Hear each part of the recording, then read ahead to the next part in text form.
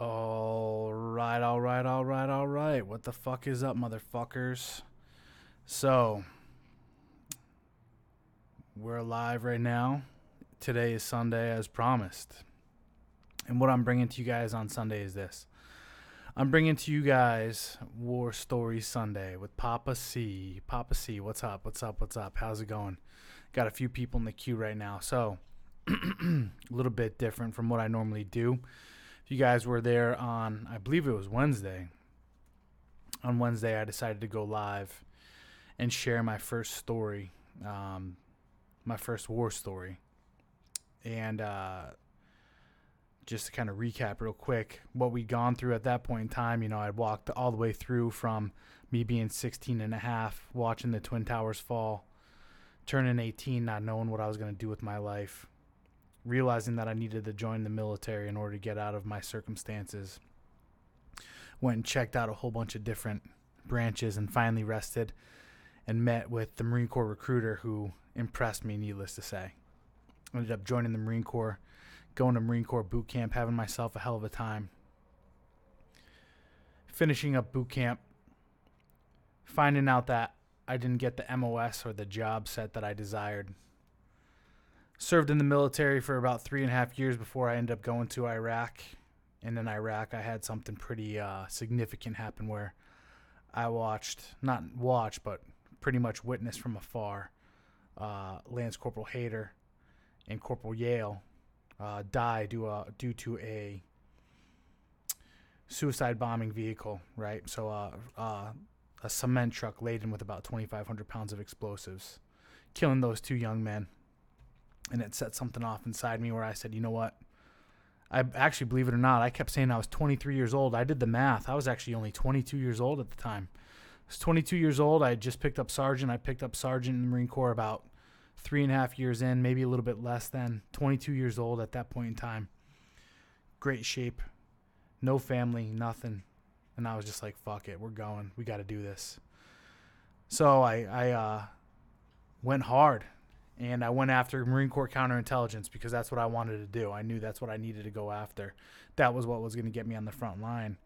And I went through a rigorous protocol, as we talked about in that last episode, which honestly ended up being one of the greatest days of my life when I found out that I was accepted in Marine Corps counterintelligence. Ended up getting released from my MOS, and then there I was, still in Iraq. So I got that release letter in Iraq from my last MOS, and I had to serve out the remaining time that I had in Iraq with orders to Camp Pendleton, California. So I came back from Iraq right at the end of October.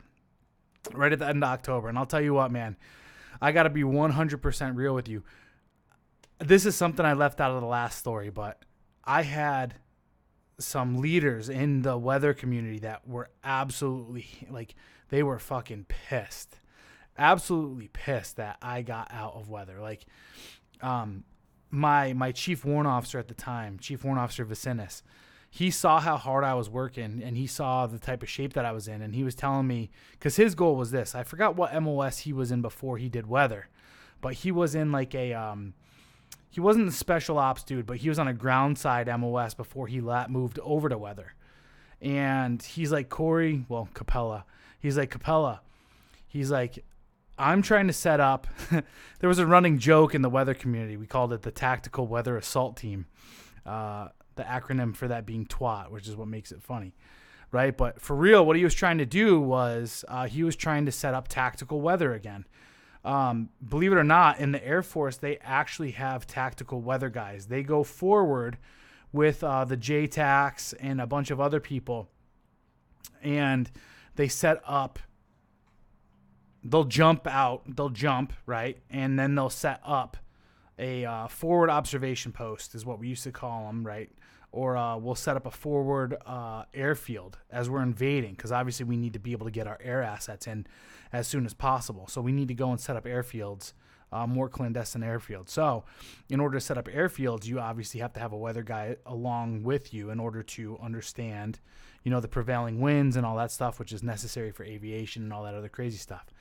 So here I am, I'm in Iraq, and I'm going through this process, and I let my master sergeant and my chief warrant officer, who were in charge of me at the time, I let them know, hey, I'm putting in for counterintelligence.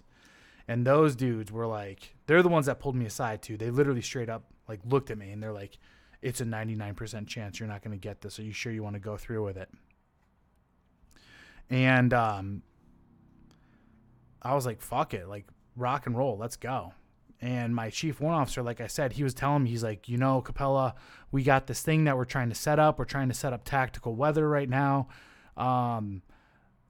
Stay in the weather community and you're going to be a shoo-in for this. And I just sat there thinking, like, there's nothing set up right now. There was nothing at the time set up. And besides, that's not what I wanted. I wanted to be a counter intel dude. I was sold on it. So I was like, fuck it, we're going.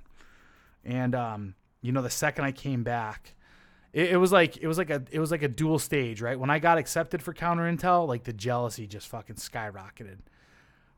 But when I came back with that letter in hand, with the monitor releasing me, that's when, believe it or not, those two individuals actually started firing emails out to Quantico and DC in order to try to get people to deny my orders, which is fucking nuts, right? So, here I am, 22-year-old sergeant, and now I'm just starting to kind of like learn a little bit.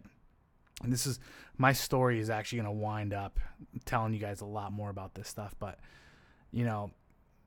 I thought the Marine Corps was a good old boy club, meaning like dudes were out for your best interest and all that other stuff. But I'll tell you what, man, especially 2008 and on, oh my goodness, it turned into a fucking girl party, like fucking hairdresser salon, drama and people trying to fucking stab you in the back and all sorts of shit. Jealousy, like, dude, why would you try to undercut someone? If I worked that hard and did all this stuff and I was qualified and all this other shit, wouldn't you be happy? Wouldn't you be happy for that individual? But no, man, like people literally tried. That's why I was joking around when I said I came back and I made like 16 copies of that letter. I made fucking tons of copies, and I hid that shit in different spots because the Marine Corps, especially fucking logistics and admin, they're pretty well known for losing paperwork. And I'm going to put that in fucking parentheses, fucking losing paperwork. So I'm in Iraq and I have all this stuff. I kind of have a target on my back at that point in time, but at the same time, it's also like a bunch of fucking beta ass dudes. Like weather's full of like beta ass dudes. So I'm not too concerned. I'm just kind of counting down the days till we get out of there. Like I'm just excited to get back, pack my shit up and fucking go. So Iraq, start winding down. Our new unit comes in. I'll tell this little story too. This was crazy. In comes the new unit, right? And the crazy part is with this new unit comes in, obviously the new forecasters. And one of the forecasters was this female. And actually, believe it or not, she was one of the instructors at the schoolhouse. I think she was an instructor. She was an instructor when I was an observer. Litigott was her last name. I think it's Jessica Litigott. Hopefully this doesn't fucking flag anybody, but whatever. And you could tell, oh my God, you could tell she had it out. She had it going for me. She had some hots for me, and she was a babe. I'm not going to lie. She was pretty cute. She was pretty cute. Beautiful little mouth, fat little ass, fake titties. And, she shows up there, and now I'm a sergeant and I'm getting ready to go over to counter intel, which means before long I'm going to be a staff sergeant. So we're pretty much the fucking same rank at this point in time. I'm a forecaster, she's a forecaster, all this other stuff. She checks in, we do a left seat, right seat kind of deal, and I'm just like flirting hard with her. I'm just like the big man on campus at this point in time, and I got bold, right? So I was pretty, when I'm in country, I'm pretty like I'm focused. There's females around and stuff like that, but I would try to stay away from them on purpose in order for me to remain focused. But we're checking out and I'm getting ready to go, and I'm like, I want to fucking get a nut off right now. So I'm flirting hard with this chick. I'm throwing it out there, and actually we end up walking back one day to the cans together, and she knows what's up. Like, we both know what's going on. We know what's up. Like, we're going to get back to the cans, and we're going to fucking, I'm going to give it fucking one whole minute of hell. Because This is 7 months, guys. This is 7 months of not busting a nut, dude. Like, it was crazy. I'll tell you one thing, too. When, in Iraq, being on this base, you'd be sitting there. It's like wide open desert. And I'd be going to chow one night. And you would just get the wind one time. And you could smell girls like shampoo and conditioner. Like from a fucking mile away. No, I'm serious. Like, you'd catch the wind, like, then all of a sudden, like, I'd look over in the direction and you could see these girls, like, getting out of the fucking shower, right? They're clothed and all this other stuff, but they're getting out of the shower can and, like, instant fucking, like, boner. Like, you're just, like, fucking charged. It's crazy. Like, it's the worst idea. And I'm going to talk about this later on, too. Like, mixing male females together, especially overseas, is like the stupidest thing in the world. I know so many people that have cheated and just done dumb shit. There's like prostitution rings busted over there and stuff like that because like sex is a fucking commodity. Anyway, here I am. I'm with Jessica, and we're walking to the cans, and I'm fucking excited because I was like, damn, I wanted to tear this up. She wasn't just like an Iraq 7. Like, she was a stateside 7. Fucking Iraq 9 for sure. Absolutely. I was excited.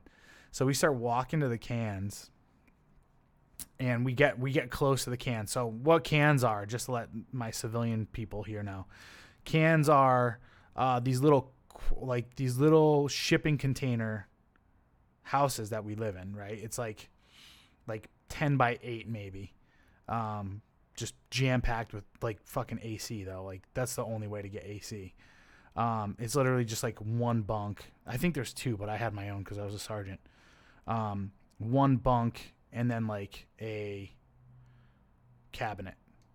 And that's about it. And, like, a desk. And that's about it. So, just super basic. Like, just, we call them cans. Like, you're in a tuna can. So, we go back to the cans. And usually there's no one ever there, right? Because everyone's on shifts. We all work different shifts, and people just kind of leave whatever. There's people sleeping during the day, all this other stuff. And, like, right as we start walking up, they're doing a fucking inspection. Like, no kidding. Like, higher level brass, like, walking around the cans. And we just look at each other, and she's like, oh. And I was like, fuck. Because I had, like, 2 or 3 days left there. Super pissed off. So I got cock blocked. Couldn't do it. Wasn't going to risk it. If you get caught, dude, if you get caught fucking over there, you get in trouble. Big time trouble. So it's not like it's just a free for all. Everybody's got to do it discreetly. But so I was all excited. I was about to get my nut off. I wanted to wreck that shit so bad too. And didn't get to, unfortunately. So 2-3 days later, back on the plane, heading back home. Shit, where did we stop on the way back? I think we stopped at, I want to say we stopped off in Ramstein, Germany. And, of course, the second we fucking landed, we were able to get 2 drinks. And like a fucking idiot, I think I got some absinthe because I was like, fuck it, cool. This is going to be real deal absinthe. Not the shit that I was drinking in Okinawa, Japan. They called it absante in Okinawa. So I was like, oh, sweet, real absinthe, not the fake shit that we got in Oki. But it was the same exact garbage. That shit's terrible. Anything that's like fucking, what is that crap? Like, it's like, absinthe tastes like a fucking super potent Jägermeister and just no flavor. And I don't even like Jägermeister. I mean, I don't drink anymore either, but the flavor of that stuff is just garbage and it's so sugary. So I think I got like a Stella or something like that and a fucking thing of absinthe, and we were just like, that's what you do. That's what you do as a Marine. That's like, we weren't allowed to drink the entire time in Iraq. We're like, fuck yeah. All right, open it up, rock and roll. From there, I think we stopped in Dublin. I think we went from Germany to Ireland because Ireland was going to be our last pit stop before we crossed the Atlantic. I don't remember. I think so. I think that's exactly what it was. And then from there, we landed in Bangor, Maine. From Bangor, Maine, we went back to 29 Palms, I think. I think we flew into 29 Palms, or we didn't fly directly into 29 Palms. I think we flew into maybe like March Air Force Base. I can't remember that shit, to be honest with you. I don't know why I'm trying to recall it. But anyway, we get back to 29 Palms, and I have orders for like the next month. So I got to get back there. I got to check out. I got to go through all sorts of stuff. But at the same time, so the second I get back, what do? The second I get back, I just keep training. I hit the gym hard. I'm hitting those mountains hard. I'm dedicated. I told you guys this. Like, my whole goal, my whole idea at that point, my whole idea up to that point was, I'm going to the fucking front lines. I'm going to the front line. So I got to stay ready, right? And then I have no clue what this school, right? I'm about to go to the second hardest school in the DOD. Like, that's the shit that's going through my mind. And I have no clue what I'm about to encounter. Like, the recruiter told me, this is like second hardest in comparison to Bud. So I'm like, shit, is this going to be like fucking super, super physical too? So I'm working out like 2 times a day, fucking hitting the mountains, working out, doing all sorts of shit, doing as much as I can, trying to like get my PFT up super high. So the PFT in the Marine Corps is this. It's called a physical fitness test. You have to do 100 crunches in 2 minutes. That's for a perfect score. 20 pull-ups, dead hang pull-ups. None of that kipping fucking CrossFit shit either. 20 dead hang pull-ups without coming off the bar. And then run a 3-mile in 18 minutes. So 18 minutes or under is a perfect score. I never once hit the 18-minute. My fastest time was like a 19:31 or 19:37 or something like that, which I was pretty stoked about. So I'm trying to get that up. I'm getting my mind ready. Like, what the fuck am I going to encounter in this school? Because no one knows what it's all about, right? Like, that's all that's going on in my head is like, all right, in order for me to get to where I want to go, I got to first get through this thing. So I got to fucking organize my priorities here. This is priority number 1 is getting through this schoolhouse. So I got to get ready. So I'm getting ready. I'm doing all this stuff, and I got to move, obviously, right? So the other thing is, when you get back from overseas, you got to go through your whole medical profile again. You got to go through a whole bunch of other stuff. I'm sure I think we need to do vaccines. We got to get medically examined. And then I'm checking out. So now I got to fucking go through all this other stuff too, where I got to go from place to place to place to place and get signatures. I got to return all my gear. I got to clean all my gear. If I have any missing gear, I have to fucking pay for it, or I have to figure out a way to find it. And if you're missing gear, you usually get in trouble, which is fucking stupid. Marine Corps is very stringent. And I mean, rightfully so, though. We've always been known as the most frugal, but being the most frugal has made us the best fighters. So it's like the two go hand in hand, and having that high level of discipline and accountability kind of drives you crazy, and driving you crazy, that makes you fucking a harder fighter. So it all ties together. Now, I'm going through all that stuff, getting ready to rock and roll, getting my mind right. And the crazy part is, I'm going from 29 Palms, the middle of the fucking desert, out to pretty much San Diego, so Oceanside, California. I don't know if you guys have ever been to Oceanside, California, or been on the West Coast, like no kidding, the coastline, but it is fucking epic. You're changing, like you're elevating up, you're moving on up, kind of deal, right? Now the crazy thing too that I did was, the second I got back from Iraq, I don't know what shifted in me, but I just wanted to go fast. Like, I'm still to this day, I'm a fucking speed demon. Like, I love going fast. Like, if you could fucking put me in an F-18 right now and fucking just launch me, dude, I'd be going nuts, right? That's what I want. So when I get back, I'm like, what can I do? Like, I need to go fast. I sold before going, so when I was in Biloxi, Mississippi, the second time, I had bought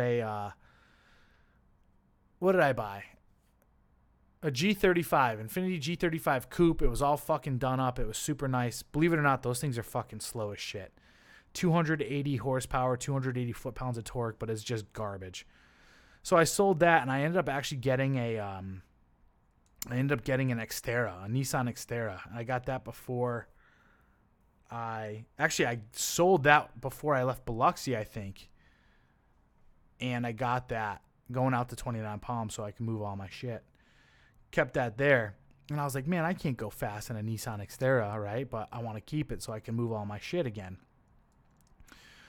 So I was like, fuck it, dude. I'm getting a motorcycle.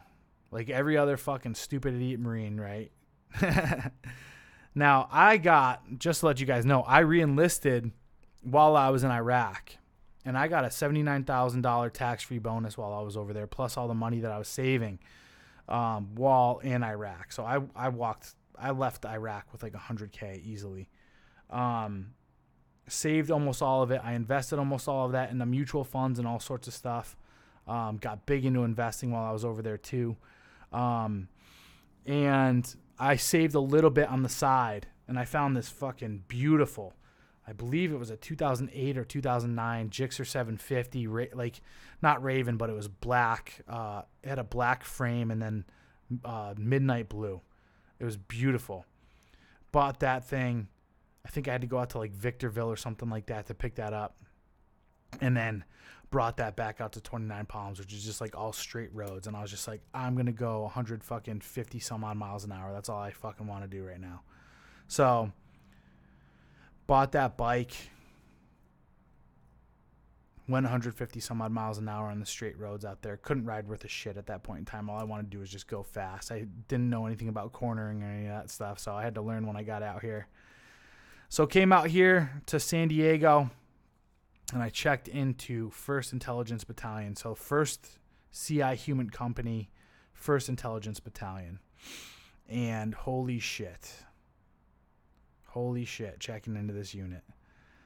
The second I showed up, no one's wearing camis. No one's wearing the Army calls them fatigues. No one's wearing a uniform. And the crazy part is this, like, so right when I joined counterintelligence, and, you know, I joined counterintelligence too because they were the fucking cowboys in the Marine Corps, right? You got force reconnaissance, EOD, so explosive ordnance disposal, counterintelligence, and then, you know, just your typical recon dudes. And I would even maybe lump in, who else would I lump in there? Nah, I'm not going to lump them in there. Screw those guys. But those are kind of like the cowboys of the Marine Corps. Those are the guys that are like the special operations, because we didn't have special operations at the time. We had like a small contingent of Marine Corps special operations that they're building. Excuse me.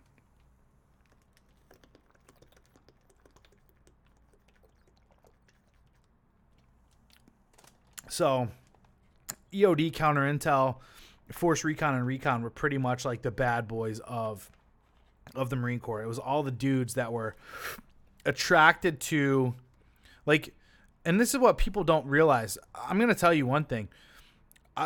When I was in the Marine Corps, dude, I met some people in the Marine Corps that were so fucking intelligent, it was like retarded. Like, seriously, they were so intelligent that they were retarded. And I wasn't expecting that because, you know, the standing trope, the standing stereotype is that Marines are dumb and we're just bullet sponges. But the fact is, like, I don't know what it was. Maybe it was 2003, but it attracted a lot of super highly intelligent people into the military. And the military flourished because of that. And that's who I was surrounded by. Like these recon dudes, these force recon dudes, the EOD guys, and the counter intel guys were just, they were so intelligent that you couldn't put them in a box. And that's the type of attitude of the guys that were attracted to those kinds of MOSs. They were legitimate cowboys. They were like, you know what? All right, I get all the fucking coloring inside the lines kind of thing. I get all the order and discipline and shit like that, but I'm here to actually do a job. Like these were the idealists that were like the intelligent idealists that were just like, fuck it. All right, I'm past this stuff. Like I'm ready to go and do like real work. So counterintelligence was well known for people that just, there was no rank. You show up and you're fucking Bob or Jay or Jesse or Chad or Chaz or whoever, right? That's who you are, right? You go by first names. We don't pull rank on people kind of deal, right? It's all like the best ideas flourish. Those are the types of individuals. But the problem was during that 202 or 208K plus up, the Marine Corps started to water down a lot of these MOSs. And I got there right before that started to happen because the rumor mill started to happen. right when I showed up, I believe, is right when we actually started to bring first sergeants into the company, which is a big no-no because first sergeants and sergeant major. I hate fucking sergeants major when people say that, but I guess that's the right way to say it. They're like the fun police. Those are the guys that are kind of like the dodo birds, but they're necessary because they're there to keep order and regulation. Okay? But it makes sense for the majority of the masses of the other job sets in the Marine Corps, right? Because you have like junior Marines, you have like Lance Corporals and below that are usually pretty fucking dumb and they're like trying to learn life and all this other stuff. So you need to have someone there to uphold the standard, because if you don't, things could go haywire, right? Lord of the Flies type shit.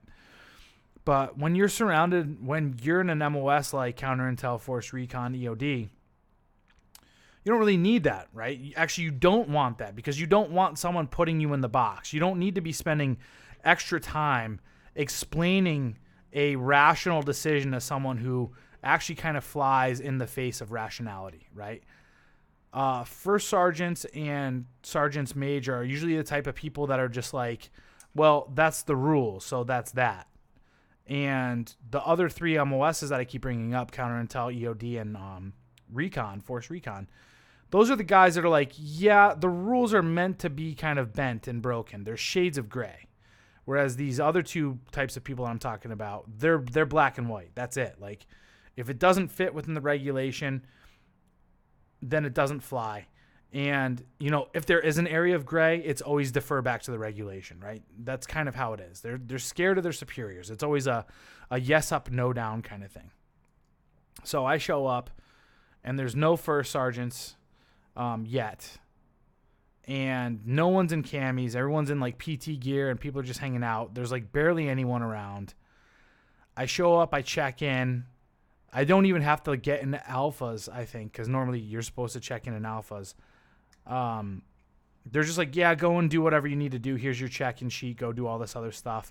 You might have to get in alphas to go check in with the sergeant major. We'll see, or whatever the fuck happens. But that's about it. But here you don't need to check in with alphas.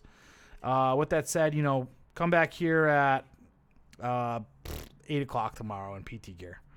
It's like, all right, fucking awesome, right? So I show up. It's super chill.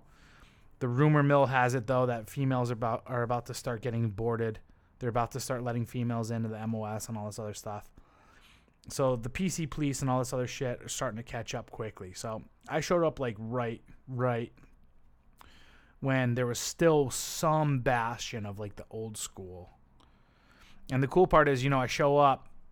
Let me lay this out for you. I show up to this unit, and we're literally, this is how cowboy we are. We are literally in this fucking like old dilapidated building all the way in the back of the base, like away from everyone. That is CI Human Company. And we liked it, right? It was building 1441 on Camp Pendleton. It was fucking so epic. This old kind of rundown shithole, but it was our shithole. And no one bothered us. As a matter of fact, no one even drove past it. And the other thing that I loved most about it was it was like a good old boys club. Honestly, like it was just a man's club. We had a bar there. This was crazy, literally. We had a bar in our fucking clubhouse that people built, like CI Human people built. And what they did was they actually, from all the Iraq deployments and all the other deployments, they actually put all the different types of like money and different types of badges, like coins and dollar bills and stuff like that, and they lacquered it in there, and they like signed it and all sorts of crazy shit. There were like couches all over the place. Like you would walk in any day and there'd be someone fucking just hungover, or there'd be a dude who's like getting divorced, like sleeping there, and like living out of the company. It was crazy. Like it was just a fucking total man land. It was amazing. And then the other great thing that I loved about it too was this. We were tucked all the way in the back, and there was this mountain there. Like now, instead of like the mountains on Camp Pendleton and the mountains on 29 Palms are a bit different. These are a little bit more like green, and there's shrubbery and chaparral and stuff like that. 29 Palms literally looked like fucking dragon skin. burnt fucking red rocks and shale and all sorts of shit. Here at Camp Pendleton, they were bigger too, like way, way big and steep. And right outside my back door at 1441 was what we called 7 steps. It was literally like 7 stages going up this massive fucking hill. And you better believe, like, the second I fucking changed into PT gear, I was running that bitch. And I was running that bitch all the fucking time. I was running as many hills as I could on Camp Pendleton. So I get checked in. At Camp Pendleton.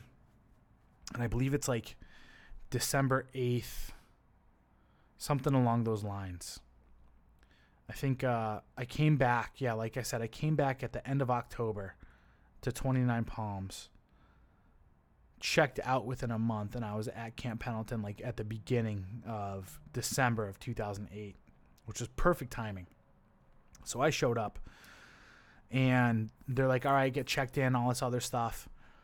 There's a class that's starting at Nemitzi, which is the school that we go to. I think it's Navy Marine Corps. I don't know. Intelligence Training Command or some shit. I don't fucking know.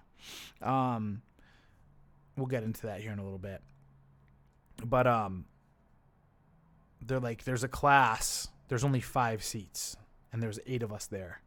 And I was like, fucking let's go, right? So I find out, I gather intel while I show up to the company and find out what's going on. So I find this out. I find out that Iraq is slowing down. We're not really going to be sending many teams to Iraq. But what's been going on is, since we've been focusing on Iraq so much, Afghanistan's been getting like clobbered, right? Afghanistan's ramping back up, and it's fucking kinetic. We're getting intel reports at this point in time from 2 major companies that went through there. So actually, there was a battalion of Marines. I think they were off of the MEU, 2-7. 2nd Battalion, 7th Marine Regiment, and they went out there, and they pretty much were just driving around in fucking Humvees and getting fucking hammered and laying it down too. 2-7 was fucking crazy out there, but they lost a lot of dudes. So, like, this is the intel we got. Those were the only units we really had in Afghanistan. Helmand Province, like, huge kinetic territory. We're going out there. We're getting teams geared up for it. So, counterintelligence school is 4 months long. And then afterwards, you're going to get put on teams, and from there, you're going to deploy to Afghanistan. So they're like, there's only 5 slots. You need to get your shit going. Like, you got to do X, Y, Z. You got to do these tests and all this other stuff again to get ready for school and all this crap. So I fucking hit the go button again. Within like 2 weeks, had all the stuff accomplished. I was fully checked in, took all the tests that I needed to, got all the stuff that I needed to, and they're like, all right, Capella, you're good to go. You're going to Nemitzi. January 5th, 2009. So I was like, awesome, right? So next thing I know, putting all my shit in fucking storage again and doing all sorts of stuff, moving out of where I just moved into. Actually, I ended up moving into I was staying with some friends first.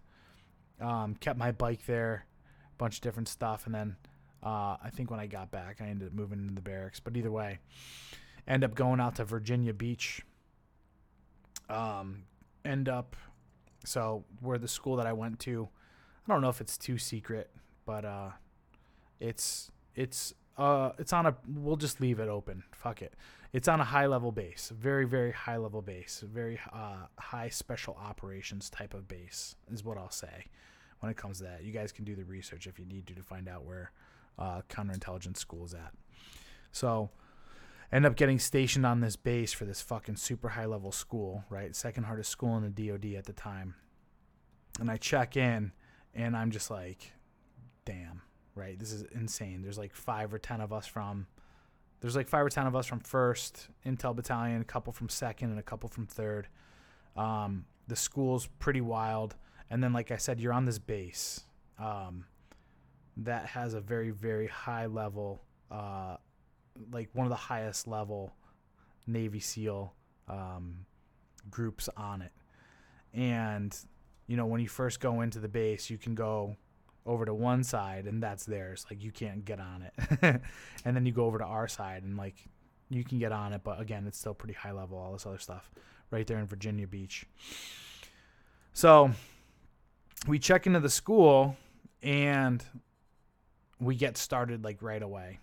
And they already start off by telling us like, hey, you know, be prepared. This school, like this is exactly how they say it. They say this school is literally going to be the hardest thing, and it's purposely crafted that way. It is purposely crafted for us to be able to get the most out of you and see whether or not you are cut out to be able to sustain what we're prescribing as like the standard for this. So believe it or not, actually what they said was this: we are going to make sure and we are going to run the pace of this course to mimic as though you're on 2 deployments at one time within the next 4 months. What that means is this. It sounds crazy. They said, when you are deployed, you are the go-to man for everything. You are the center, right? You are the quarterback. You are, believe it or not, like that's what they're telling you. And I'll get into this when we actually get into me going to war. But you will be running sources 24/7. You will be the one that's going out there trying to collect data and information. You will be writing reports 24/7. You will be going on patrol and doing XYZ. You will be setting up operations, all this other stuff. They said, get used to only sleeping 4 hours a night, if that. If that. They said operations are 24/7 when you're on deployment, and that's why we're going to make it seem like you're on 2 deployments in this one. They said, gentlemen, be prepared not to sleep. Be prepared to not work out at all the entire time here. Be prepared to be constantly on the go. And be prepared to give it your all. It was insane. I was like, no way. Like, bullshit. And then we got started. They said, hey, here's our syllabus. This is what we're going to be covering. And the main thing that counterintelligence people cover, and this is the crazy thing about the MOS, is it's 2 actual MOSs wrapped into one. Counterintelligence, human intelligence. Counterintelligence is the means of denying the enemy any form of intelligence on you, any form of intelligence gathering. That means protecting SCIFs. That means protecting classified information. That means doing counterintelligence analyses on bases or critical points or on battalion, like whatever, right? What you're doing is you're trying to find holes and leaks as to where the enemy is going to be able to gather information against you, or where they're going to be able to actually implement their own strategies against you. So that's one whole side of things. That's a job in of itself. Then there's interrogation. So that ties into the human intel piece, where no kidding can just be a full-time interrogator or part-time interrogator depending on what you're doing. But you have to go through an iteration and become a no kidding certified interrogator. And they sat there and they said, listen, interrogations is the hardest thing. And this is where we lose a lot of people. Then the final piece is source operations. This is where you're going to learn how to run informants, is what, but we call them sources. This is how you're going to be able to learn tradecraft. You're going to learn all sorts of different techniques to be able to manage this. You're going to learn surveillance. You're going to learn tradecraft. You're going to learn the different ways and routes and all sorts of different forms of things. And then by the end of it, you're going to be able to tie all of these together to be this kind of operating agent of being able to go into either tactical countries or passive countries. So kinetic or somewhat passive, where you can go and you could do, no kidding, source ops in plain clothes, or you're going to be overseas, like in your flak Kevlar kind of stuff, and running sources that way. That's the difference between tactical and strategic. So then you're learning tactical human and tactical counterintel versus strategic and all this other stuff. And then you're learning all the laws, like the Geneva Conventions and the different types of, it was a fucking, like, I'm telling you. Oh, and then the other thing you got to learn is this. You got to learn how to report, and you need to learn each and every single report for different circumstances. Then you're going to have to learn how to actually, no kidding, build a dossier and the different types of things that you need to put in your dossier and uploading your dossier. Then you're going to have to learn how to train your source and what type of source training you got to go through. And then you got to step all this other stuff up, like fucking 4 months of this. So you can see right now, just based off of that, We did not fucking sleep. We didn't sleep. The standard operating procedure, the protocol, I guess, for what it comes down to is this. For every hour of work that you actually do out in the field was about 11 hours of paperwork. It was crazy, right? So the school started off, obviously getting us used to certain things. The thing that most people don't realize is that the majority of the time what you're doing is you're actually briefing too. You're briefing a lot of your stuff to higher ranked individuals. The counterintelligence operative was usually, and this is how we normally operated, was we'd operate with no name tags or anything like that, and we'd have our interpreter with us and all this other stuff. We'd operate with no name tags, no rank. We were unknown, and this was obviously all part of our, in order for us to be able to blend. But we usually answered directly to the highest man in charge of that AO that you're working with. So whether it be the battalion commander, the battalion XO, someone who's in charge of operations and planning, that's able to make the biggest decisions, because that's who you're feeding all this information to, on top of putting it into the intel cycle. So school starts. We start off a little bit light. First week, nothing too crazy. But the school is something completely different from anything I've ever experienced up to that point as well. Why? Well, the school is insanely subjective, right? So before this, it's all objective.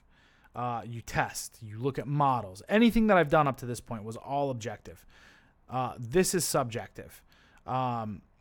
Interrogation, subjective. You're reporting, okay, a little bit objective. But as far as running tradecraft and doing all this other stuff, there's really like a lot of standards that can just be kind of like, we like to talk about it. We call it fairy dust, right? Everything kind of has this like sense of fairy dust over it. And really it comes down to whether or not the instructor likes you or thinks you're competent. And then the other thing too is this. Half the instructors were civilians. And one of them, who we called Fat Pat had an attitude. He had a chip on his shoulder. He was just, after he got out, he let himself go a little bit. The other guy, I forgot his name. Actually, I kind of remember it, but I'm going to butcher it, and we'll just kind of leave it blank anyway. But these two guys, these two civilian dudes, had some serious chips on their shoulder. They thought they were the fucking shit. A lot of counterintelligence dudes do too, because, especially during that time, we work with some high-level people as far as like the 3-letter agencies, and you can get a lot of certifications and credentials and stuff like that kind of make it seem as though, you're the fucking bee's knees and all that other crap. So I'm going through this school, and no one has said anything yet. So we'll break into this other part of it. Going through the schoolhouse, you're given this AO. And the other part of it too is that we're going through the schoolhouse, and the thing that they tell you is this: from here on out, we are in country. So the whole thing is role playing. While we're there, the whole thing is a role play. We are in country. We are in, we'll just call it some Eastern Bloc country, just to not ruin the whole thing for whatever, right? You're in some Eastern Bloc country, and we turn the entire map of Virginia into the entire map of this country. And they're like, all right, from here on out, fairy dust. Okay, we are in this country. This is this. You are operating, and this is how it's going to be. We are on 24/7 ops. This is how it's going to go. You will get your orders and all this other stuff, and you have to meet all these other criteria in order to do all this. And I know, like, I'm being vague, but that's kind of how it is. Like, they're being very vague as well. So I'm like, oh, cool. We're in country, and we're operating. Up to that point, no one has said anything to me as far as like, hey, the grooming standard of the Marine Corps is exactly the same, right? So, and here's how I am the entire time. Like, while I'm in the military, like, I'll do stuff until, like, I'll do things, and what am I trying to say? I'll risk something in order for me to just, like, have to apologize later or something like that. So, if I'm given the benefit of the doubt to do something, I'm just going to fucking go ahead and do it. So we're running around, and we're doing these operations, and we're meeting with certain people, and we're blending in with civilians and doing all sorts of other shit. So I start fucking like growing my hair out. I'm like, why the fuck am I going to go and look like the average fucking military guy in a military town? I'm going to grow my hair out and I'm going to start fucking doing all this other stuff because I'm wearing civilian clothes. Like, we're not wearing the fucking uniform or anything like that. Wearing civvies, doing all this other shit. I'm like, I'm going to grow my hair out. So I don't get my hair cut for like 3 weeks. I'm trying to like blend and do all sorts of stuff. We got 24/7 ops going on. And this is where this one individual comes in.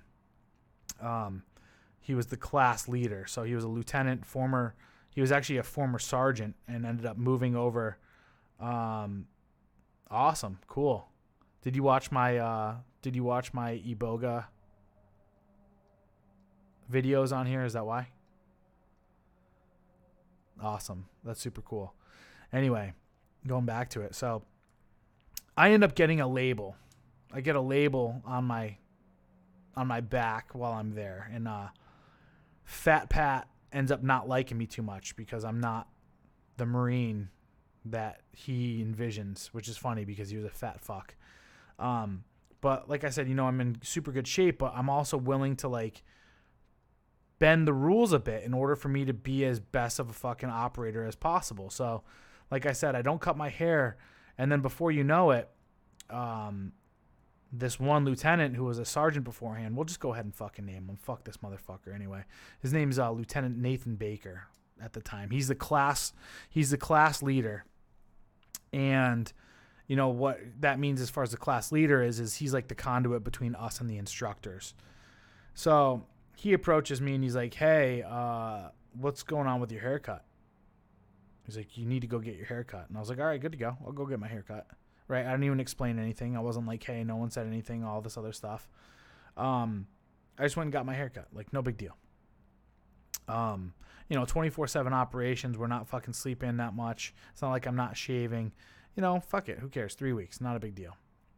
But, that kind of put a little bit of a label on my back going through that of like, oh, he's the cowboy. He's going to be the one that's the cowboy, all this other stuff. And fuck yeah, like, I'll wear it. Absolutely. I want to be the fucking cowboy. Like, who doesn't want to be? Like, that's part of the reason why I'm here, but I'm also here to fucking go and help save Marines' lives. And if that means I got to fucking bend the rules a little bit in order to do so, like, all right, cool. Like, I got boarded. I got boarded by other Marines. They know what my ethics are. They know where I draw the line. Getting my hair cut or not getting my hair cut in order to blend in with a civilian population, that's actually kind of fucking smart, right? I thought we were big boys here is really what it came down to, right? Because they didn't tell us any of this stuff in the beginning. Now I get it. Some people would be like, oh, they didn't tell you not to let go of the grooming standard. But it's like, dude, we're fucking, like, you want us to go overseas and be these big boys and handle all this other shit and deal with all this stuff. Don't you want to see like what decisions we make in the process in order to get us there and what would get us to the better location? And not just that, when we're overseas, we grow our fucking hair out and we grow our beards. So I'm like, why aren't we doing that right now? You know what I mean? So no one said anything up to that point. So anyway, I start getting labeled as the cowboy and all this other stuff, and I start getting a little bit of flack, but my grades and all this other stuff are fucking holding me up. And that was like the first 3 weeks of school. I'm doing all right. Some of the fucking tests and some of the other things are crazy. We start getting into surveillance and a whole bunch of other stuff. I do really well with that. My team that I'm on is killer. We're crushing it. We're the best team in the schoolhouse.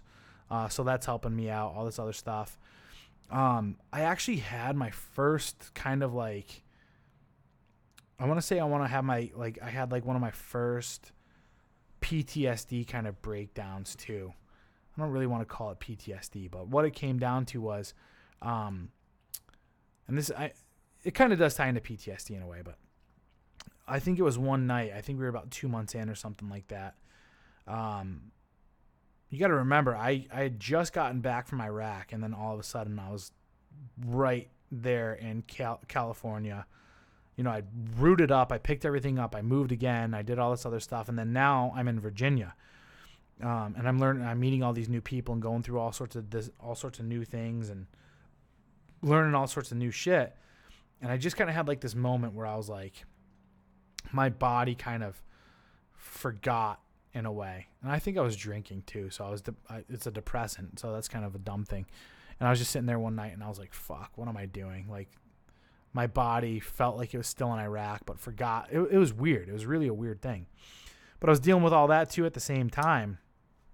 And this does kind of tie a little bit in the whole PTSD thing that people don't realize, is that being able to bounce from a war zone to back home in such a short amount of time without having that decompression, that really fucks with your central nervous system. So I think that's something I was dealing with. And then you introduce a fucking more stress and then a depressant like alcohol. I was just like having a moment of like depression and kind of just craziness. I was like, oh, what the fuck? So I had a moment of weakness there. I didn't feel like people liked me or something like that. I don't know. Just like uncertainty. Go through interrogations. Interrogation's tough. I think I failed like 1 or 2 interrogations. And I think if you failed 3, you're done. So I think I failed 2, but I ended up surviving and making it through. End up going through and finishing the school up, get to FinX, which is the final week where we actually do a full-blown final exercise, which is like a live exercise where we tie everything together. And the cool part was my team, like I said, my team was so far ahead of everybody else that they actually started throwing us into like advanced techniques and stuff like that, and doing like multi-leg full day surveillance on top of like tradecraft stuff. Like, it was fucking pretty badass. We were doing some super cool shit, driving all over Virginia, doing all sorts of stuff and just backing each other up. I had one instance, and this is one thing that I knew I was kind of being targeted. This pissed me off big time. We had to keep a roster in the car of all the phone numbers of the instructors and stuff like that, like in the car for, just in case. But luckily as I was driving back, and I'm sure fucking Fat Pat was behind this, as I was driving back in, they do a hasty fucking search, and it's our enemy territory. These enemy rebels or whatever, like, stopped me and searched the car, and like I had all my stuff hidden and all this other stuff, like nothing really whatever. But then all of a sudden they pull out the roster. Right? They're like, who's this? And then they start like calling these phone numbers and shit. And I'm sitting here and I'm like, come on, that's out of play. And this is how stupid it was. Like, honestly, like, that they could just bend the rules in order to like just fuck with people. So I get back to the base after having that happen, and they're like, what the fuck happened, Capella? I was like, what are you talking about? They're like, you just killed everybody. Like, you just fucked everything up. Like, you fucked everybody over. Like, you just exposed all these people. I was like, that's out of play. Like, you told us that from the get-go. They're like, no, not during FinX, it's not. It's like, oh my God, right? Like, that's the type of stupid bullshit that you have to fucking deal with, is just like people in their fucking dumbass egos. So that happens, and I'm fucking pissed off. I'm like, fuck, I don't know. I don't know if I'm going to be able to, because they could still cut you up to this point in time, right? Like, they cut like 2 or 3 people during FinX, which had to have sucked. So I'm going through this hard school. We're like 4 months in now. We barely slept. I'm getting out of shape. It's actually, you know what? I learned a valuable lesson, though, during that. So a lot of times people would sit there when we're sitting there typing these reports. Like, people would be sitting there and they'd be like dozing off, or they'd be like putting shit in their eyes in order to stay awake, or people would be drinking energy drinks like crazy. And I learned a valuable lesson during that time frame, believe it or not. As I was sitting there, 11 hours in, and I'm just like, man, if I finish this work, I can go home for like an hour or two, get some sleep. I was like, fuck it. I'm sitting here and I'm writing, and I'm like, you got to stay here. Like, the human condition is like, you got to sit there and you got to just write. Like, sit there and get it done. But up to that point in time, like, most people would not fucking go up and work out or do anything. And I was like, you know what I need to do? I was like, I've learned this lesson before. I need to go up. I need to go outside. I need to work out. Just do like a quick little fucking 30-minute workout and come back. So I would go outside and I would run sprints, do burpees and do some pull-ups, and run up like these little logs that we had, like this little obstacle course thing. And I'd give myself 30 minutes. And all of a sudden, after those 30 minutes, I'd go back in and I'd feel more energized, and I'd sit there and I'd just start writing my reports, and I'd end up finishing those reports in like 2 hours. Whereas everybody else would stay there till like midnight or whatever. I'm sitting here at 8 o'clock now, finishing up my reports, and I'm like, all right, guys, see you the fuck later. They're like, dude, what the fuck? So like, I learned an insanely important lesson about work up to that point. Like, a lot of people think you got to sit there and just jam it out. Man, I'll tell you, take a break when you're doing something like that and go work out. And don't let your body get sluggish, because that's what a lot of people were doing. We were eating fucking fast food like crazy. I mean, we were on the go. Like, I'm not joking when I tell you we were running 24-hour ops. We would get phone calls at fucking midnight telling people to meet somewhere, or we were setting up our own meetings at like midnight with these instructors and doing all this other stuff. Like, it was no kidding, no joke, doing all this stuff. And it was wild. Like, it was super, super. Looking back at it, it was super cool. Boot camp was fucking way more cool as far as like the kind of like campy club kind of stuff. This was like James Bondy cool. Like, we did some really, really fucking awesome stuff. Ended up finishing FinX and finding out that I actually fucking passed the school by the skin of my teeth. I think I passed with like an 81 and you needed an 80. And like I said, it was due to all that subjectivity. And I think right after graduation, we all went out and we all got food, the staff and everybody. And I remember Fat Pat sitting at the table, and he wouldn't talk to me. But he was talking to one of my teammates, Mike, and he's like, "Yep, I would go and I would serve over there with you, Mike." And then he like looks over at me and he's like, "Capello, though, I don't think so." He's like, "Capello's not enough of a Marine for me." And I was just sitting here like, this motherfucker, this dude who served like 5 years in the Marine Corps and got out, like, fucking did one deployment, got some fucking single mother pregnant, and then got out, and then hid behind a desk, sitting over here thinking he's this fucking tough guy, this big fat tough guy now, telling me that I'm not enough of a Marine. I was like, dude, fuck this motherfucker. Still to this day, I mean, obviously you could tell there's some resentment, but whatever. I'm sure he's a fucking 400-pound blimp that got divorced. But we'll hear a little bit more about some of the stories as I keep going about how much of a Marine I really was. And that's the thing that really pissed me off, guys, is like, you know, being in the military, being in the Marine Corps, there's guys in the Marine Corps that are like, they're legit Marines. Like, they're the dudes that just live the fucking ethos, that live the standard, that are just true fucking blue-blooded fucking killers. Like, stone cold fucking God Country Corps killers that are just like, fuck yeah. You know what I mean? They don't give a fuck about the pageantry. They don't give a shit about, I mean, it's not to say they don't care about how their uniforms look, but they don't give a fuck about the dog and pony bullshit. They don't care about the politics. They're in the Marine Corps in order to fucking kill bad guys and make sure the good guys come home.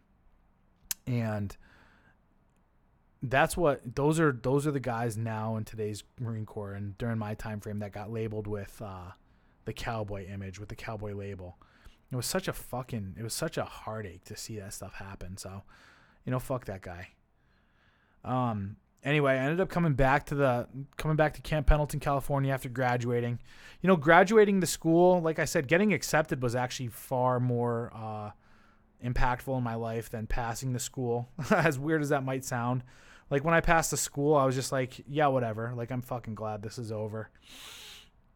Let's get back and let's go fucking do business. So I get back and I instantaneously get put on a team, which I was like, fuck yeah. Awesome. I get put on Team C, I think. So we had 5 teams that were getting ready and getting slated to go on deployment. And I was on HET, human exploitation team. I don't think they call that anymore. I was on C, so I was third. And I was third out the chute, getting ready to go. So I was going to be like a month and a half, 2 months behind the first teams that go out. And I'm told, they're like, hey, get ready. We're going to get ready to go. We got a build up coming up here. We're going to build up and get ready to go in about 7 months. So shit, what time is this? What day? I finished that school in April. Get back, get put on a team in May, and they're like, hey, 7 months from now. Yeah, that makes about sense. I'll wrap up the timeline here in a second. But what ends up happening is this. So fucked up. I just went through, so just to kind of highlight this, I just went through this school that costs about $250,000, maybe more. And then with that school and with becoming a counterintelligence, human intelligence guy, you have to have a top secret clearance, which costs quite a bit of money as well. So I go through this super long fucking school, the super expensive school. I'm literally this is what I like to call, I'm literally a Lamborghini. I'm a Lamborghini or a Ferrari. I'm one of the top. I got handpicked.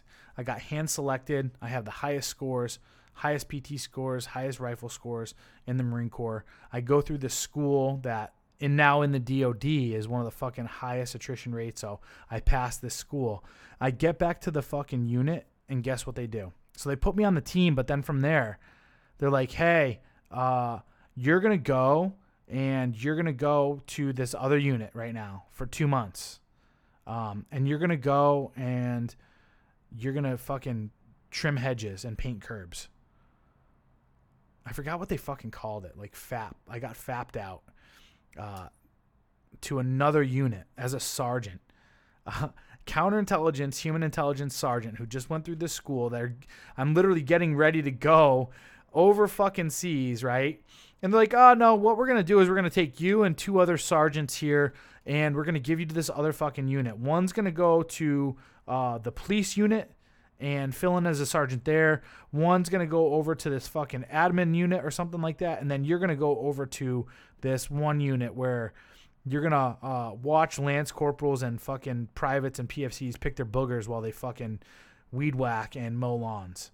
And I was like, what the fuck? Like, literally, you're taking a fucking Lamborghini and you're throwing it into a fucking demolition derby is what you're doing. Like, shouldn't I be training for my job? Shouldn't I be getting better? Shouldn't I be going to other schools? Anyway, this is the fucking retardation that you see in the Marine Corps. So I end up getting fapped out. Man, I really wish I remember what I got put in. I forgot the name of it right now. It's coming to me. It's like on the tip of my tongue, but it's all good. So anyway, it was crazy. I go and I check into H&S Company, which was actually crazy. Like the reason why I'm telling you guys this story is because we're gearing up to get ready to go to war. And I'm just telling you guys also like some of the things in my backstory that affected a lot of things. So I check into H&S Company. So now I'm part of this different unit. So I'm still on Team C. It's not like I'm done. I'm still part of Counterintelligence Human Intelligence Company. I'm still part of 1st Intelligence Battalion. But now I'm for 2 months, for 60 days, I am over with H&S Company, H&S Battalion actually rather, with this small little fucking contingent of people that are just going to go around like, and these are the kids. So the people that are running, the kids that are in this, these Lance Corporals, PFCs, and privates, these are all like the fucking rejects. These are the kids that just keep getting in fucking trouble or they're retarded, like legitimately retarded, and nobody wants them. Which is kind of funny because it's funny that happened to me, that I got put over there, because that's kind of how I felt about my fucking team, my team leader. And you wouldn't believe who my fucking lieutenant was. And we'll get into this. My lieutenant, my OIC, my officer in charge of me at the time, was Lieutenant Nathan Baker, the fucking guy at the schoolhouse that was working with the instructors to dig up dirt on me and all this other stuff. So get back there, and then of course what happens? I end up getting fapped out to, God, it's on the tip of my tongue. I can't remember it. So H&S Battalion, and then I end up going to this landscaping group where I'm in charge of these Lance Corporals, PFCs, and privates that are literally just fuck ups, right? Nobody wants them, so they just stick them in the corner kind of over there, and they just make them do like all the menial tasks, and I have to be in charge of them. So mainly what that comes down to is it's kind of cool because I went there and I was just like, all right, hey, I'll start working, because in my unit, that's what we do, right? There's no Lance Corporals, PFCs, or privates. When you show up to my unit, everyone just takes a bit of the work, right? There's no rank. Everyone just takes a bit of the work, right? So if there's stuff that needs to be done around the office, we all just do it. Like if it needs to be cleaned, we all just do it, right? Everyone takes off their fucking blouse and we just go and do it, or whatever the fuck, right? So I show up there and I'm like, all right, cool. Like, give me a weed whacker, give me a lawnmower, let's fucking go. So I start doing that, and I get pulled aside later on by the fucking gunny who's in charge. He's like, dude, what are you doing? I'm like, I'm I'm working. Like, I want to be doing this. He's like, no. He's like, you're a fucking sergeant, bro. And I'm like, yeah, so? He's like, so make them do it. Like, he's like, you're in charge of them. You make them do it. You just make sure that they're accountable to what you task them with. And then, like, that's that. Like, run PT in the morning and then, tell them what to do. And then you can kind of hang out and just go and check up on them and supervise. I was like, all right, cool. So anyway, the kids end up falling in love with me. Just because I'm fucking real deal with them and I'm not a dickhead and I'm not trying to treat them like they're all fucking stupid idiots, even though most of them are. But I give them the benefit of the doubt. One of the big things that I did in the Marine Corps when I led people was I was always upfront with them. I would tell them there's two main things that I look for, and this is what I believe in. Know your role and do your job, right? If you know your role and you do your job, we are not going to have any issues. Like, those are the two things that I care about the most. And then the only other things, man, that I just care about is this, like, be on time, don't lie, and don't fucking cheat or steal. Like, I those are my pet peeves. Those are things that are going to really irritate me right now. So those are your parameters. Whenever I task you with something, I'm going to give you my objective, what I want to see accomplished, and I'm going to give you a time frame I want it accomplished by. Within that, you're free to do whatever you want.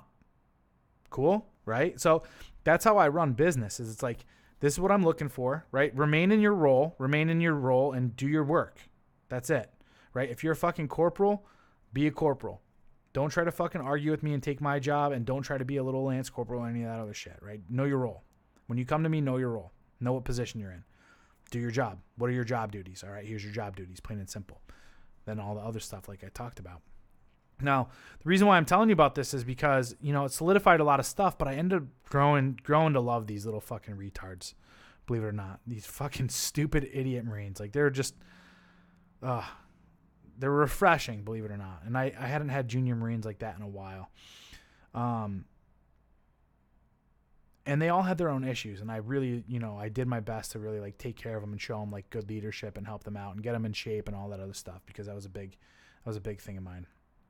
Now, what ended up happening was, I believe it was on, actually, one other thing I do want to mention is I actually learned, and through working at H&S Battalion, I actually came across one of the best leaders I've ever met.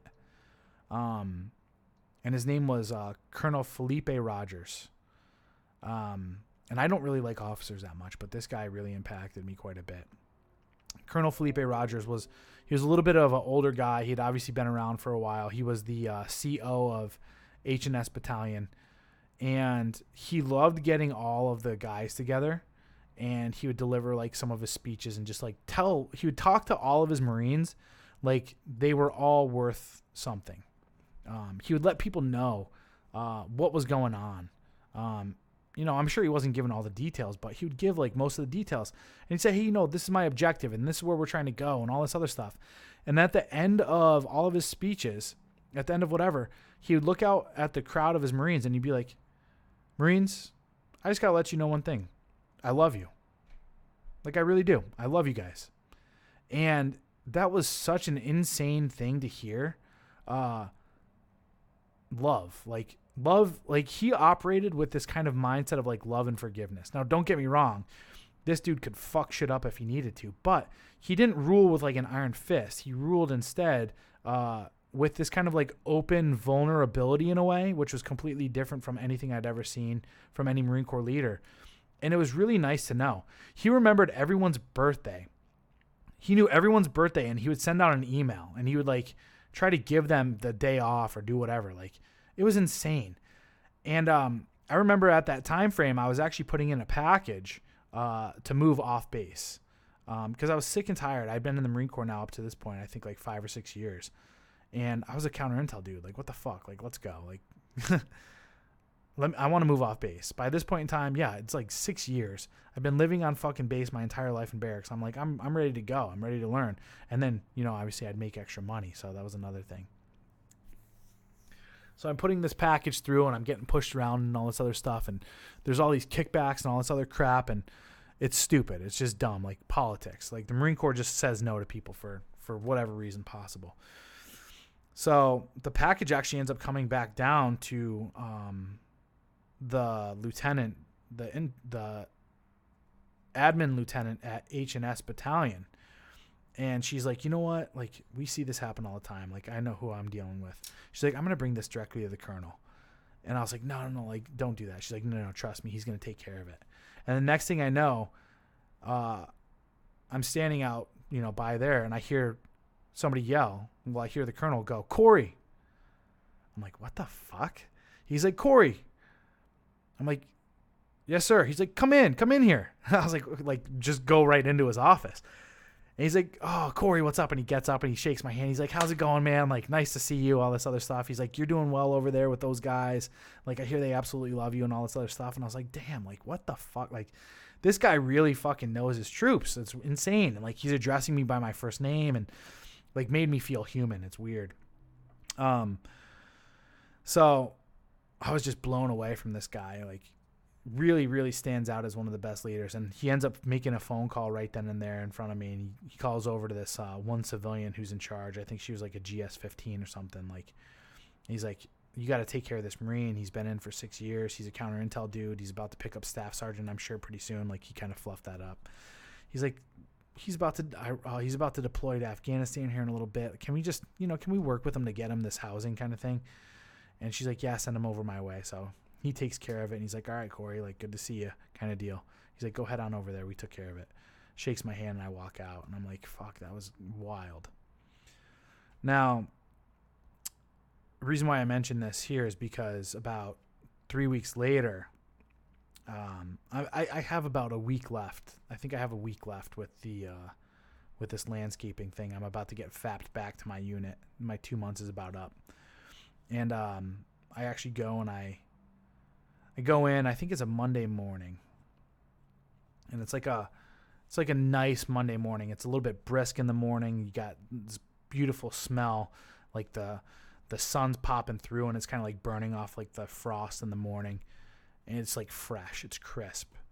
And I go in to get these guys ready for PT. And they're joking around and they're talking, and we get formed up for PT and we start running, and they're like, hey, Sergeant. And because I'm like, dude, where the fuck is Mad Dog at? And they're like, oh shit. And they're like joking around. They're like, so Mad Dog, he was one of the kids in my that I was taking care of, kind of deal. I think he'd been in for about 3 years now up to this point. He was I don't think we have Golden Gloves boxer, but he was a Olympic boxer for the Marine Corps, right? So he'd been boxing. That was all he did in the Marine Corps, was just boxing up to that point in time. But he ended up getting a traumatic brain injury from boxing, and he had to stop boxing. And they ended up at that point in time, they're getting ready to separate him out of the Marine Corps. And this dude, Mad Dog, came from like a super, super Mexican family, like very poor. All he ever wanted to do was be a Marine. Like, that was his vision of success, was being a Marine. That was his way of like helping his family out too. He was sending money home and all this other stuff. But Mad Dog had an issue with alcohol. He was like Native American type of thing. Like, I call him Aztec Indian. Like, the second he drank that fire water, man, he would just go full retard, like blackout, fucking cuckoo's nest, like no turning off. That's why we called him Mad Dog. Anyway, he was depressed, and he'd gotten in trouble a few times up to this point in time, like gotten drunk and would run around naked. Got arrested by PMO, got busted down to private. And that's how he ended up in my stead over at the fucking, what's it called? Landscaping crew. Anyway, Mad Dog wasn't there that morning. I was like, hey guys, what's going on with Mad Dog? And they all start joking around. They're like, oh shit, Mad Dog's roommate fucking committed suicide last night. They found his body in the room. Mad Dog found his body. So Mad Dog's not here right now because he's like filling out statements or some shit like that. And they're like joking around. They're like, dude, the fucking kid killed himself with a tie. Like, he used one of his Creighton ties from his fucking uniform kit and hung himself from the fucking towel rack in the fucking in the head. Like, they're joking around. I mean, this is how Marines are. We fucking joke around about stuff like that. They're like, this motherfucker was dedicated. So we finish PT. We run back up to the shed. I tell all the kids, I'm like, hey guys, go ahead, go get showered up, meet back here at 0830. Dressed, ready to rock and roll, fed, and all that other stuff. All right, good to go, Sergeant. I walk into the shed to go talk to Mr. Soboleski, I believe. Yeah, retired Sergeant Major. And the gunny walks out, and he's like, hey, man, did you hear? And I was like, yeah, I heard. And I heard about the kid that killed himself. He's like, wait, what do you mean? I was like, yeah, I heard Mad Dog's roommate killed himself. He's like, no, dude. He's like, that was Mad Dog. He's like, Mad Dog took his life last night. That was him. That's his body that was taken out there this morning. Wasn't his roommate. He didn't have a roommate. I was like, are you sure? Because these guys were just telling me it was his. And he's like, no, I'm sure. He's like, Mr. Soboleski already went and saw the body. I was like, dude, get the fuck out of here. So my fucking Marine that I was just telling, because we were sending Mad Dog down to Wounded Warrior Battalion to go and get separated out, but he was going to get taken care of, and he was going to have all this other stuff, for his TBI and all that other shit taken care of. Mad Dog ended up thinking that was too weak for him and ended up fucking drinking a bottle and then killing himself with that tie from the rack. And I was just like, fuck, man, this is insane. This is the first time. This is my first, like that's close to home. You know what I mean? Like, it was my first time dealing with suicide. It was my first time losing a Marine. I was pissed, believe it or not. I was really pissed off. So all the guys came in, and we sat them down in a big room, and we explained to them, like, hey, yeah, it is Mad Dog that died and that killed himself, and like two of his really close buddies ended up busting down crying and all this other stuff, and we had to tell them, if you want to go talk to the chaplain or go talk to whatever services you can. We end up kind of breaking free, no work that day or something like that, and then convening the next day. And what was crazy was, during that time frame, obviously being in charge, I had to like set up all sorts of stuff, and we ended up setting up a memorial service and all this shit. And I had to deal with my emotions at that point in time, which I wasn't really good at figuring that out. At that point in time, I was just angry. I was like really disappointed. I had a really stern belief on suicide. It's actually kind of funny, because my belief on suicide now has actually come almost full back around to that same belief system. But, I was like, motherfucker, dude, like, what a coward kind of deal. But then, of course, it's funny because they ended up putting me in charge. I had to deliver a eulogy at his funeral.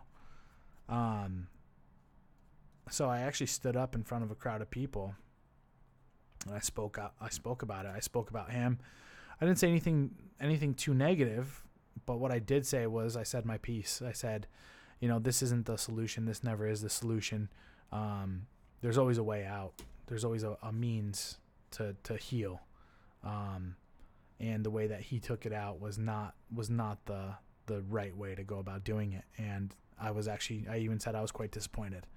But I do hope he's found peace and all that other stuff. So with that said, we're at about an hour and 20 minutes right now. I didn't expect to go so long, but where I want to leave it off is this. A little bit of a cock tease today. I know you guys are probably like, war stories, dude, war stories. The thing is, with war, you got to also understand with war that war is mostly mental, and people can be fighting a war over here as well. And that dude Mad Dog was fighting a war in his own. I was fighting a war still when I was at that schoolhouse with a whole bunch of other stuff. And it's something that we have to recognize, something we have to talk about. But the next thing is, and where we're going to be getting into on the next episode, is this. The next episode, we're going to be talking about me getting ready to go to actual war and stepping foot in Afghanistan. So this was just a bridge. This was a bridge to getting us to go to Afghanistan. So with that said, I hope you guys enjoyed. Please do like and subscribe. Leave some comments. Tell me some stories if you guys want to. Tell me what you want to hear about. For right now, what I'm going to do is I'm just going to kind of go timeline, time frame, and then I'll probably, after the time frame, jump back and tell some other stories that maybe I forgot, or some things that didn't fit into the time frame or timeline. So that's how this is going to rock and roll. Again, like, subscribe, and if you guys feel it in your hearts to, please do donate. I have a Patreon account, Patreon.com/Corey Capella, or you can do paypal.me/Corey Capella to donate some funds. With that said, if you like what you hear too, please like and subscribe and share. That's about all I got. Talk to you guys later.